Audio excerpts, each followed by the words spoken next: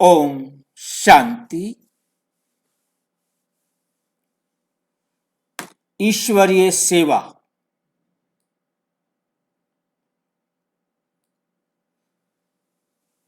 ईश्वरीय सेवा में आज का हमारा विषय है दिल से सेवा और बुद्धि से सेवा में क्या अंतर है।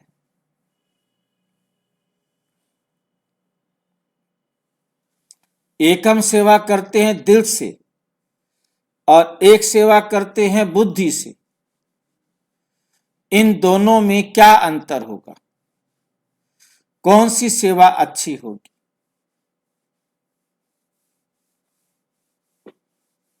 इस विषय पर आज हम चर्चा करेंगे। ये वीडियो प्रजापिता ब्रह्मा कुमारी ईश्वरीय विश्वविद्यालय की साकार एवं अव्यक्त मूल्यों पर आधारित आध्यात्मिक अध्ययन और आत्मचिंतन प्रस्तुत करता है। इसका उद्देश्य किसी व्यक्ति, संस्था या सेवा पद्धति की आलोचना नहीं, बल्कि सेवा की शुद्धता, संतुलन और ईश्वरीय मर्यादा को स्पष्ट करना है। दर्शक इसे तुलना नहीं समझ और आत्म परिवर्तन के रूप में ग्रहण करें।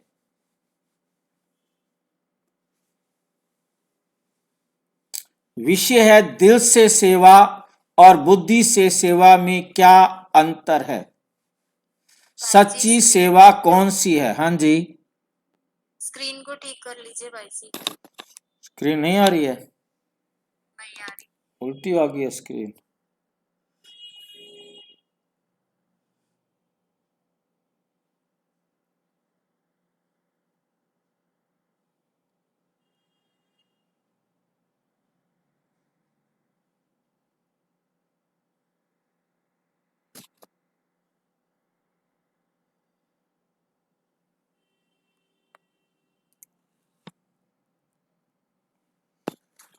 हाँ, आगे आ गई। दिल से सेवा और बुद्धि से सेवा में क्या अंतर है? सच्ची सेवा कौन सी है? दिल से सेवा, दिल से या बुद्धि से? सच्ची सेवा कौन सी? दिल से या बुद्धि से? सच्ची सेवा कौन सी? सेवा क्यों और कैसी? सेवा क्यों करें और कैसी करें? प्रश्न किसी प्रकार से भी हम ले सकते हैं।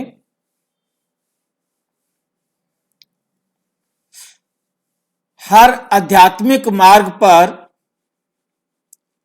एक शब्द समान है। जितने भी धर्म हैं, जितने भी आध्यात्मिक संस्थाएं हैं, सब में सेवा को विशेष महत्व दिया जाता है।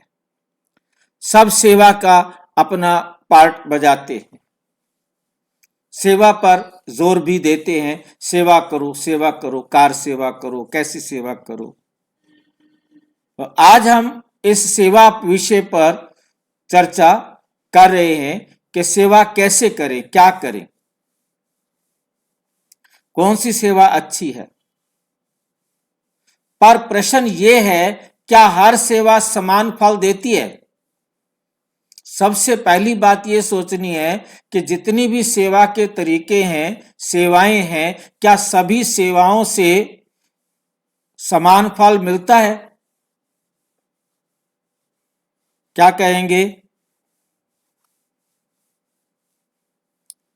सभी सेवाओं से समान फल मिलता है? नहीं मिलता भाई जी, नहीं मिलता। नहीं मिलता है, क्योंकि हर प्रकार की सेवा अलग अलग है, तो उससे मिलने वाला फल भी अलग अलग है। क्या भाव से की गई सेवा और बुद्धि से की गई सेवा एक सी होती है? अलग अलग होती है भाई जी, अलग अलग होती है एक भाई जी। भावना से करते हैं, एक बुद्धि से करते हैं। बुद्धि का मतलब आपने समझना है तर्क। बुद्धि का मतलब है तर्क। तर्क की सेवा एक भावना से सेवा। की गई सेवा एक सी होती है। कई बार हम कहते हैं मैं दिल से सेवा करता हूं, मैं दिल से सेवा करता हूं, मैं बुद्धि से योजना बनाकर सेवा करता हूं। कहने का तरीका है, हर एक का शब्दों का अंतर देखते जाइए। मैं दिल से सेवा करता हूं, मैं बुद्धि से पहले योजना बनाकर सेवा करता हूं। पहले सोचता हूं, योजना बनाता हूं, फिर सेवा करता हूं। तो सही सेवा कौन सी है?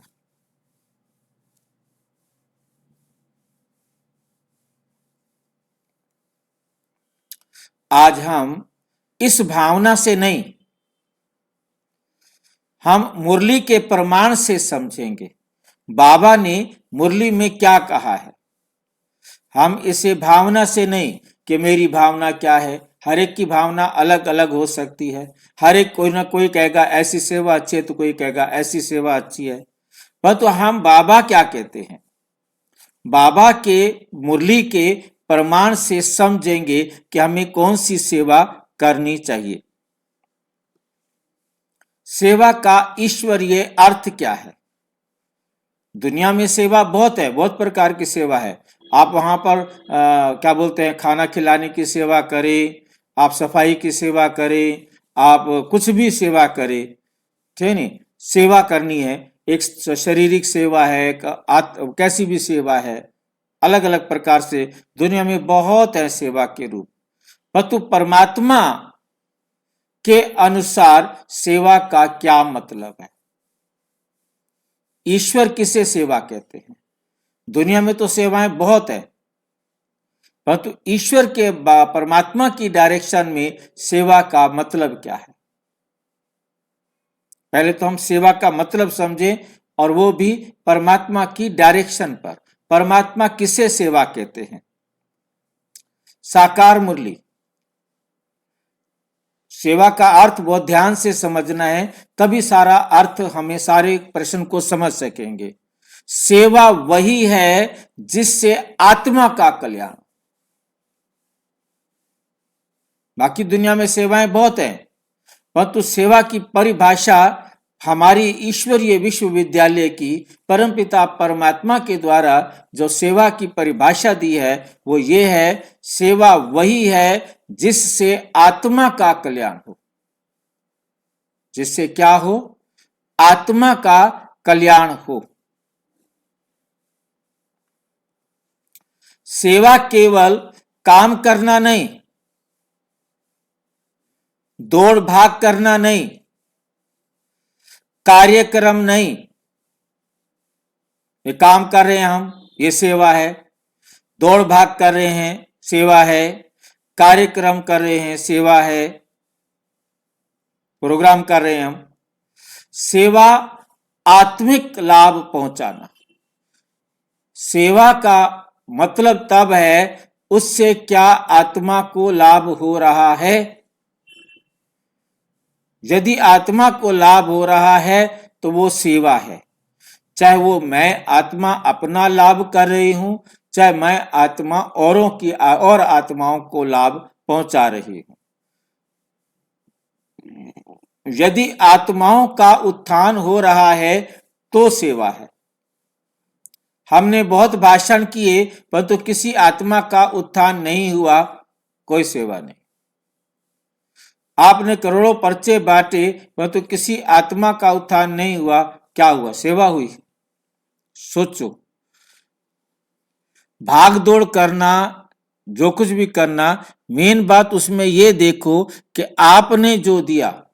ये नहीं हो सकता कि मैं पर्चे बांटूं और उसमें किसी आत्मा का भला हो जाए तो भी वो सेवा में काउंट हो जाएगा। यदि किसी भी आत्मा का उत्थान ही नहीं हुआ तो फिर सेवा क्या हुई? अब हम कहें कि हमने तो 100 पर्चे बांटे थे, 100 लोगों को बुलाया था, 100 लोगों के साथ सिर खपाई की थी, 2 निकले, ठीक है, सेवा हो गई। क्योंकि सबको सब तो नहीं सुनेंगे ना, मतलब किसी का उत्थान तो हो ना। सेवा का मतलब है आत्मिक लाभ पहुंचना, औरों को नहीं पहुंचा। क्या आपको खुशी मिली? यदि आप आत्मा भी संतुष्ट हैं कि मैं ये करके संतुष्ट हूं, तो भी सेवा हो गई, क्योंकि आपको तसल्ली है, आपका उत्थान हुआ, आपको संतुष्टता हुई, तो भी सेवा हो जाएगी। और ध्यान से समझना है, मेरे सहित किसी भी आत्मा का उत्थान हुआ मेरे कुछ भी करने से, वो सेवा है। मैंने बहुत कुछ किया, ना मेरी आत्मा, मुझ आत्मा का उत्थान हुआ, ना किसी और आत्मा का उत्थान हुआ, उसे सेवा नहीं कहेंगे।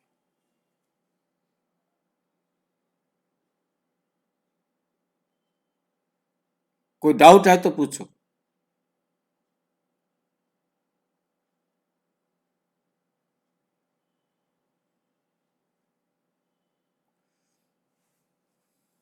जॉब नहीं है। उदाहरण, डॉक्टर की सेवा, दवा सही, मात्रा सही, समय सही, तभी लाभ, तो ये डॉक्टर की सेवा हो गई। अब इसमें से कोई भी एक गलती हो जाए तो वो डॉक्टर की सेवा नहीं होगी। आपने तीनों, दवा सही, मात्रा सही, समय सही, परंतु लाभ नहीं हुआ, सेवा हुई? आपने की, आप संतुष्ट होंगे, और तो आपको भी दुख होगा कि वो तो बचा ही नहीं। दवा सही नहीं थी, या मात्रा सही नहीं थी, या समय सही नहीं था, जिसके कारण वो हो गया,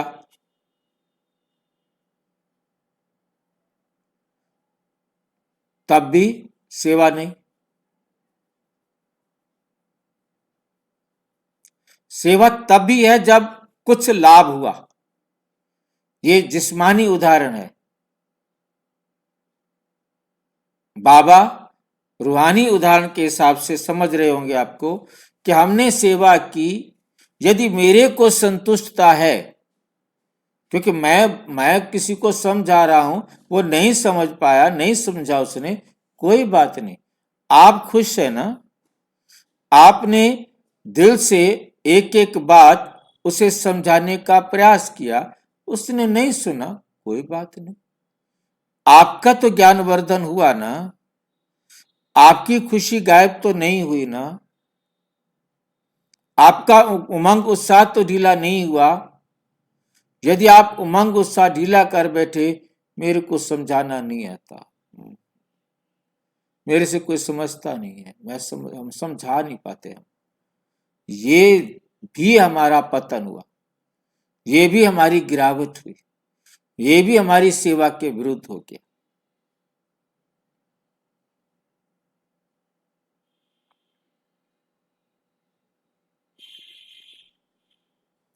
दिल से सेवा क्या होती है? साकार मूल्य। दिल से किया हुआ कर्म आत्मा को छूता है। क्यों छूता है? क्योंकि दिल का मतलब है मन, बुद्धि और संस्कार। आपने पूरे दिल से तीनों को एकाग्र करके तीनों से सेवा की, तो वो उस आत्मा के दिल को छुएगा।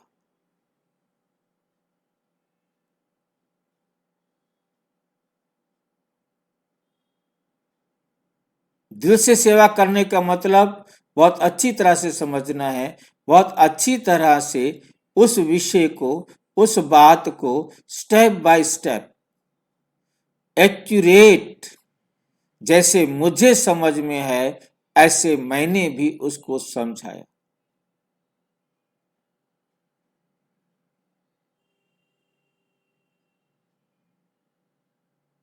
दिल से किया हुआ कर्म आत्मा को छूता है।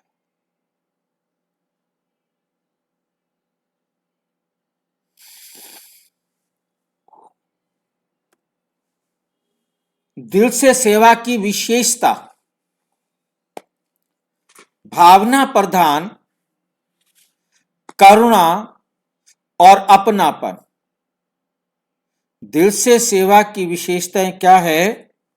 भावना प्रधान, करुणा और अपनापन।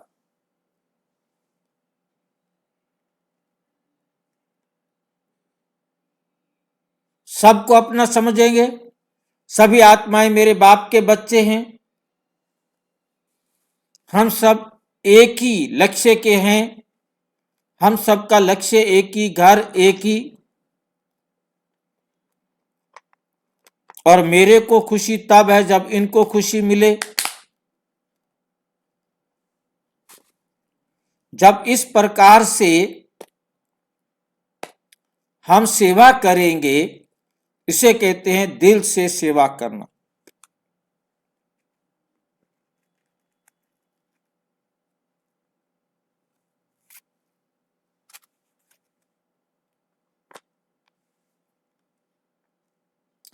नंबर 1 भावना प्रधान होगा। नंबर 2 करुणा, कि इन आत्माओं का भी कल्याण हो, और वो आत्माएं अपनी हैं, गैर नहीं है। अपनापन उसमें होना बहुत बहुत जरूरी है।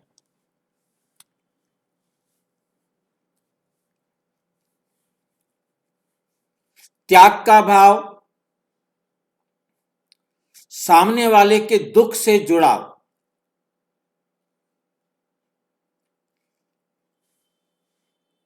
उसके जीवन में जो दुख आया है, उसको अपना दुख समझते हुए समझाना कि ये दुख मेरे ऊपर होता तो मैं इससे कैसे बाहर निकलता। इस प्रकार से अनुभव सहित उनको समझाना। त्याग का भाव का मतलब है अपना समय, अपना संकल्प, अपनी वाचा, अपने कर्मणा, उन सबको उस सेवा में लगा देना, जिसको कहते हैं मनसा वाचा कर्मणा। तीनों प्रकार से सेवा करनी है, ये त्याग होता है।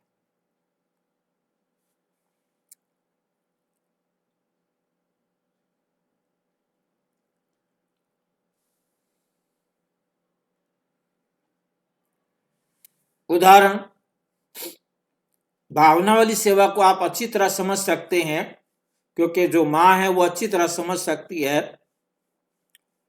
माँ के लिए, माँ के का बच्चे के लिए खाना बनाना ना रेसिपी देखती है, ना समय देखती है, बस प्रेम। ये भावनात्मक सेवा है। माँ का बच्चे से प्यार है, उसके लिए जो भी करना है उसमें समय भी नहीं देखती, सोने का टाइम है कि जागने का टाइम है।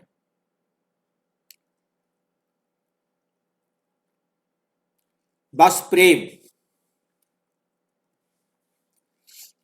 ऐसी सेवा आत्मा को सुकून देती है, संबंध गहरे बनाती है।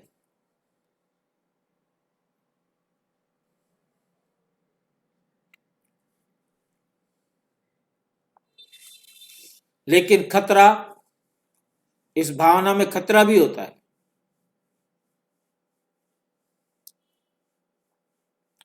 भावुकता, अब भावुक हो गए तो ये खतरा है। थकावट, और अपेक्षा। आप बच्चे के प्रति तो भावुक हो गए आप, और सेवा में थकावट भी हुई, किसी न किसी की अपेक्षा भी हुई,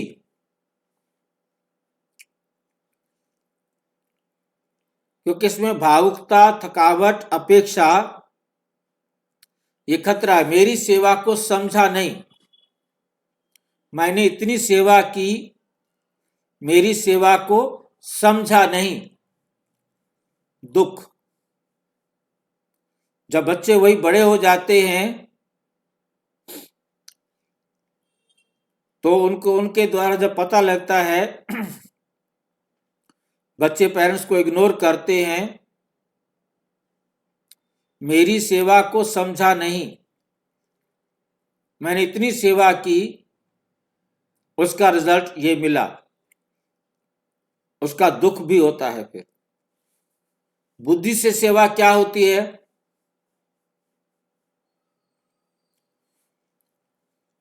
बुद्धि से किया हुआ कार्य सफल होता है।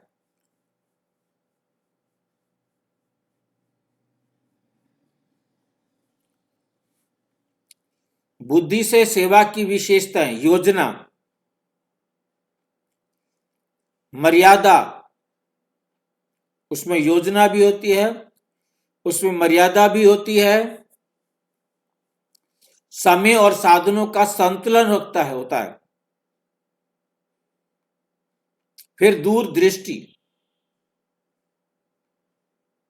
फिर क्या होती है? दूरदृष्टि, बहुत दूर की बात सोच करके कैसे सेवा करनी है, क्या करना है, पूरी प्लानिंग करना,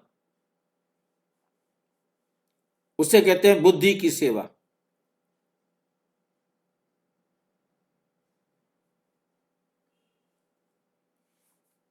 बुद्धि की सेवा की विशेषता समझ में आई है? योजना बनाना, मर्यादा पर चलना, मर्यादा को ध्यान में रखना, समय और साधनों का बैलेंस करना कि कब कब किस किस समय कौन कौन से साधन को यूज करना है, संतुलन बनाना है उसका, और दूरदृष्टि, दूर की सोच करके। उदाहरण, जैसे इंजीनियर पुल बनाता है, भावना नहीं, उसमें कोई भावना नहीं है, बस मुझे पुल बनाना है। पुल बनाने के लिए गणना, भी कितना बड़ा पुल बनाना है, उसका माप, उसमें क्या क्या कैसा रखा जाए ताकि वो सुरक्षित बने, सुरक्षा का भी ध्यान रखना है। और उसके बाद ऐसी सेवा टिकाऊ होती है जिसमें सारी बातों को पहले सोच लिया जाता है,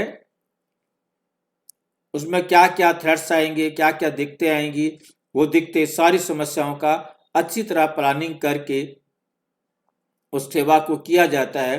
वो टिकाऊ होती है, व्यवस्थित होती है, बड़े स्तर पर प्रभाव डालती है, बड़े स्तर पर प्रभाव डालती है। लेकिन खतरा, इसका भी खतरा होता है, रूखापन, इसमें भावना नहीं है, इसमें भावना नहीं है। जैसे भक्ति में भावना होती है, हम ज्ञान में क्या हो जाते हैं? रूखे हो जाते हैं। जिसको आप रूखे वाला रूप देखेंगे, भगवान माफ नहीं करता, भगवान हमारी बात नहीं सुनता, भगवान हमारे ऊपर कृपा नहीं करता, क्योंकि नियम पर चलता है, उसे किसी प्रकार की भावना नहीं है। भावना है परंतु शुभ भावना है, शुभ भावना में जरा भी लचीलापन नहीं है, इसलिए इसको रूखा लगता है। परंतु दुनिया में अहंकार आ जाता है, परमात्मा को अहंकार नहीं आता, परंतु दुनिया में अहंकार आ जाता है। फिर दिल का जुड़ाव कम हो जाता है, अहंकार आ जाता है, प्लानिंग किया, ये किया, वो किया है, तो दिल का जुड़ाव कम हो जाता है और अहंकार आ जाता है। ये आ जाता है मैं सही हूं, मैं जो कुछ करता हूं बहुत अच्छा करता हूं, वेल प्लानिंग करके करता हूं, गलती नहीं हो सकती है। मैं सही हूं का भाव आ जाता है, जो अहंकार है। मुरली क्या सिखाती है? मुरली हमें क्या सिखाती है? हमने दोनों को देखा, भाव वाली सेवा को भी देखा, दिल वाली सेवा को भी देखा और बुद्धि वाली सेवा को भी देखा। अब दोनों को हमने सोचा समझा। अब मुरली के आधार पर जानना है कि मुरली क्या सिखाती है, दिल वाली सेवा सिखाती है या बुद्धि वाली सेवा सिखाती है।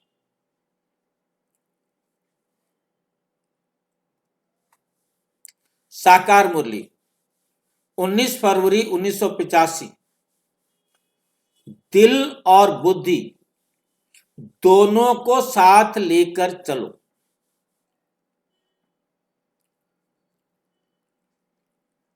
साकार मुरली में क्या कहते हैं बाबा?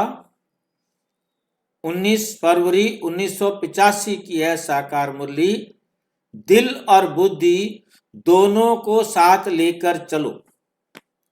हमने सवेरे मुरली में पढ़ा था, दिल से सेवा करते हैं तो दिल तक जाती है, और बुद्धि से सेवा करते हैं, दिमाग से सेवा करते हैं, वो दिमाग तक जाती है। और आज बाबा क्या कह रहे हैं? दिल और बुद्धि दोनों को साथ लेकर चलो, एक को नहीं। शिव बाबा एक तरफा नहीं सिखाते। शिव बाबा एक तरफा नहीं सिखाते। शिव बाबा कहते दोनों तरफ की देखो, दोनों तरीके से सेवा करो, दोनों का बैलेंस बनाओ। शिव बाबा एक तरफा नहीं सिखाते, केवल दिल सेवा भावुक पर टिकती नहीं, सेवा भावुक पर टिकती नहीं। सेवा में भावुक हो जाते हैं, भावना से सेवा होती है, पर टिकती नहीं। केवल बुद्धि सेवा ठंडी पर छूती नहीं। उदाहरण, गाड़ी इंजन जो है वो बुद्धि है और दिल जो है वो ईंधन है। ये एक एग्जाम्पल दिया है, स्थूल एग्जाम्पल है, ये एक्यूरेट कभी भी नहीं होते, परंतु समझने के लिए कुछ ना कुछ तो बताना ही पड़ेगा। गाड़ी इंजन है, इंजन में हर चीज सिस्टम से चलती है, नियम से चलती है, उसका बुद्धि का काम है। परंतु गाड़ी का इंजन से गाड़ी नहीं चलेगी, परंतु उसको चलाने के लिए क्या चाहिए? ईंधन चाहिए। दिल ईंधन है। जब ईंधन और इंजन दोनों मिलेंगे तो गाड़ी चलेगी, बिना गाड़ी नहीं चलती। दोनों में से एक भी ना हो तो भी गाड़ी नहीं चलेगी, दोनों चाहिए।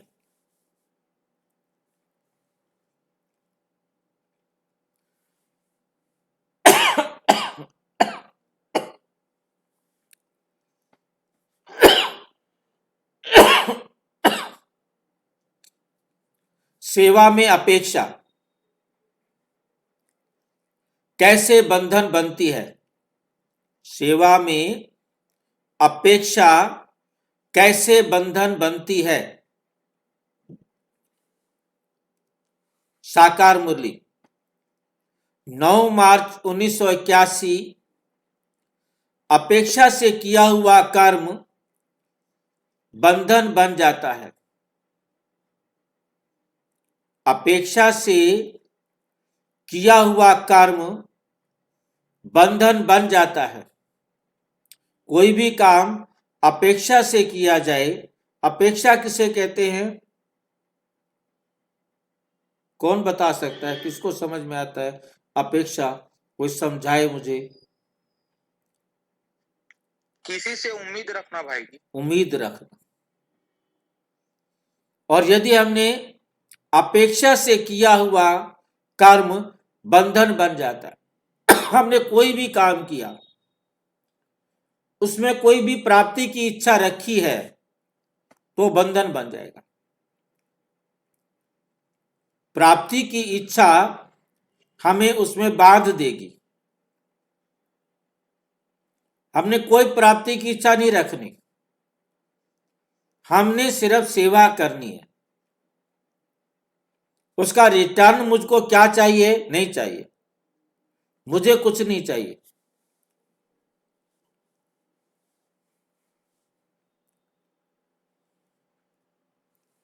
जब दिल से सेवा हो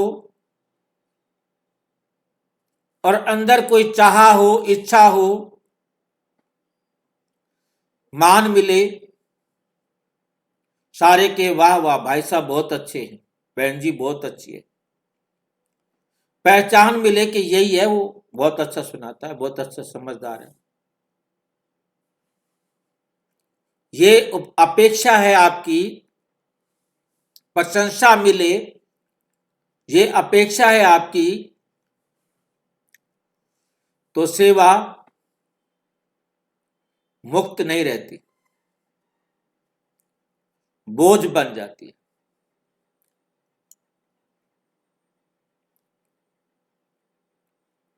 तो सेवा क्या बन जाती है?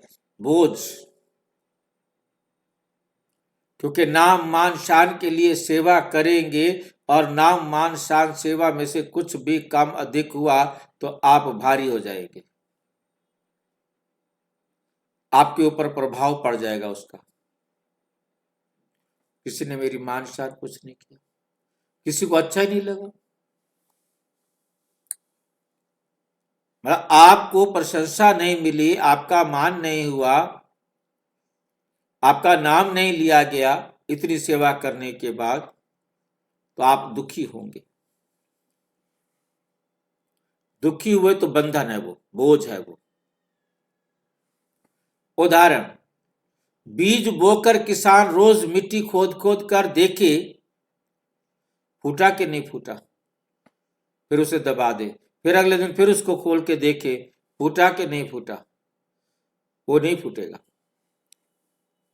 वो खराब हो जाएगा, बीज नष्ट हो जाएगा।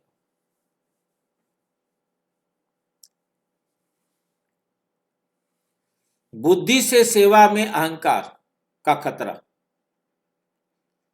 और जो बुद्धि से सेवा करने वाले होते हैं उनको अहंकार का खतरा होता है। मैं बड़ा सियाना, मैं बड़े अच्छे अच्छे पॉइंट्स ढूंढ के लाता हूं, मैं बहुत अच्छे तरीके से समझाता हूं, डूबेगा। बुद्धि से सेवा में अहंकार का खतरा। साकार मुरली 14 अगस्त 1986, अहंकार आया तो सेवा समाप्त, की कराई सेवा सारी खत्म। खत्म।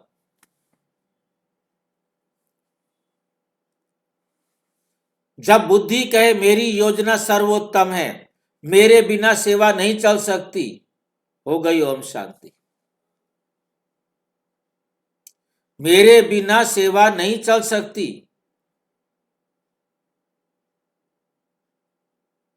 तो क्या हो जाएगी? अहंकार आ गया, सारी की कराई सेवा बेड़ा गर्क हो गया। अब ऐसी ऐसी बातें बतानी चाहिए बाबा को क्या?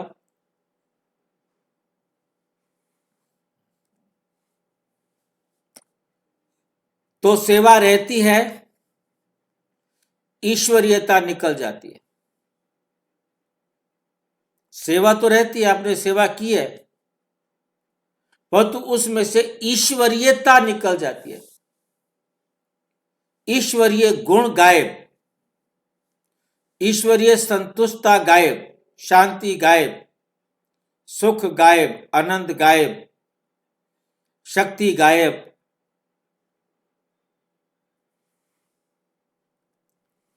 उदाहरण, साफ कांच पर धूल, कांच वही, पारदर्शिता कम।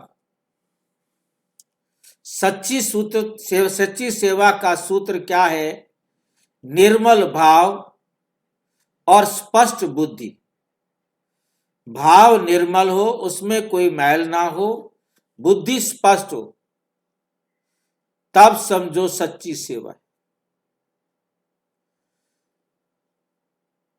निर्मल भाव से, स्पष्ट बुद्धि से सेवा की जाए तो सच्ची सेवा है। तो इसको बाबा कैसे कहते हैं? साकार मुरली है 5 जनवरी 1984।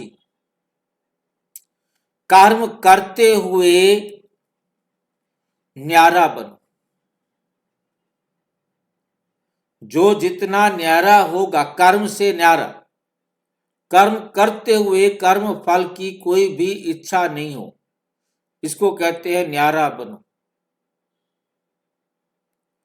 मैं निमित्त कर्म कर रहा हूं, बस। बाबा ने हुक्म कराया, हुक्म किया, मैंने बाबा की डायरेक्शन पर काम कर दिया। ओम शांति। बस मेरा काम हो गया, मुझे बाबा की श्रीमत पर चलना है, बस।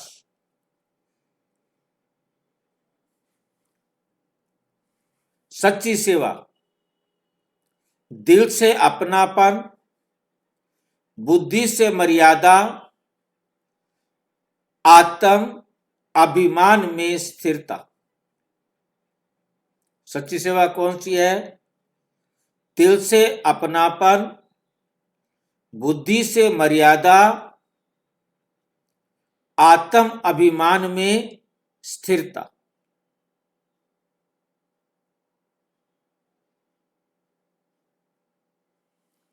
उदाहरण, श्रेष्ठ शिक्षक, बच्चों से प्रेम,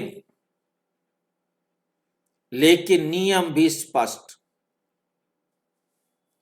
ये लाइन किसको समझ में आई है? जरा समझाए मुझे।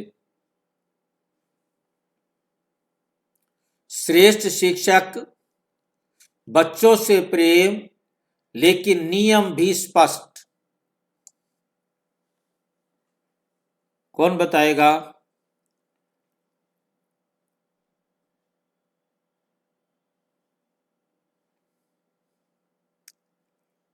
कोई बताएगा?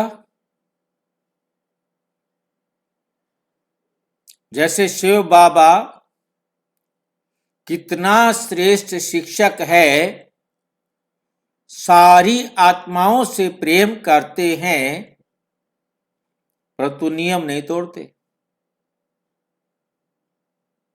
किसी भी आत्मा के प्रति एक्स्ट्रा नहीं।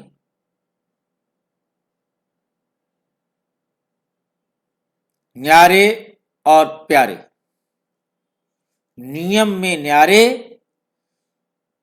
और वैसे सब बच्चों से प्यारे। सबका कल्याण करना है, ये प्यार है, परंतु नियम को नहीं तोड़ना है। ये सिद्धांत है, ये नियम है, जिसको दूसरी भाषा है love and law, balance of love and law. प्रेम और नियम का संतुलन, इसे कहते हैं श्रेष्ठ शिक्षक, श्रेष्ठ सेवा।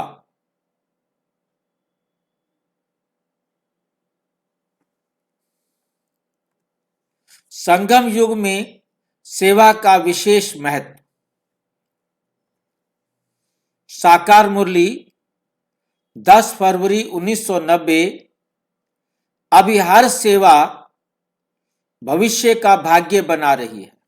अभी हर सेवा भविष्य का भाग्य बना रही है। हर सेवा।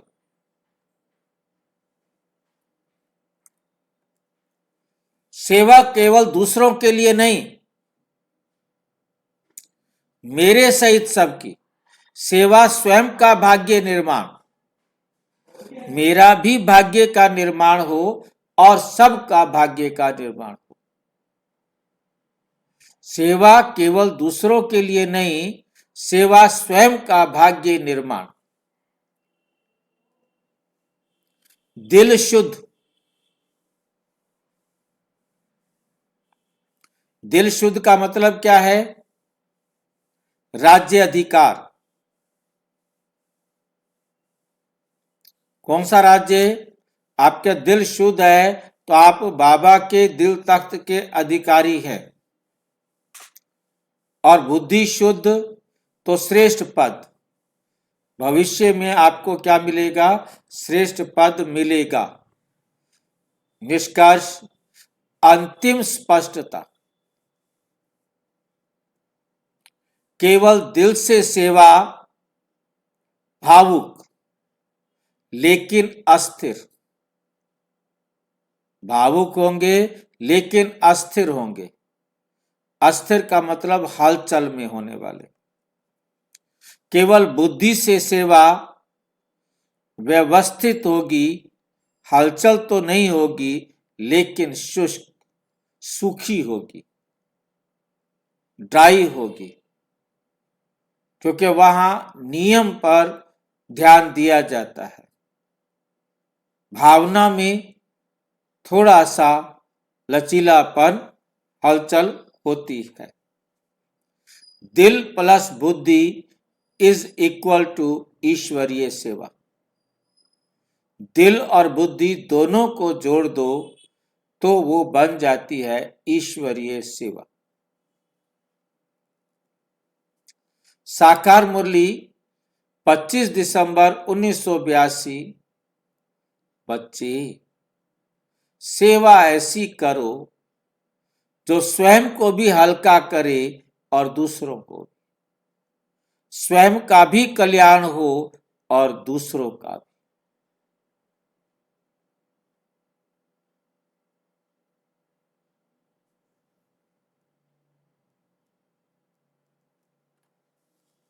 समापन। ओम शांति। यदि ये समझ आपकी सेवा को और शुद्ध बनाए तो इसे आगे पहुंचाना भी ईश्वरीय सेवा है। हर एक आत्मा तक पहुंचाना ये भी आपकी ईश्वरीय सेवा है। अच्छा, ओम शांति। और विस्तार से जानने के लिए प्रजापिता ब्रह्मा कुमारी ईश्वरीय विश्वविद्यालय के किसी भी सेवा केंद्र से संपर्क करें। और यदि कोई प्रश्न है तो 9213106986 पर केवल आराटाई करें, टेलीग्राम करें 9650692270 पर केवल व्हाट्सएप करें, फोन नहीं। ओम शांति।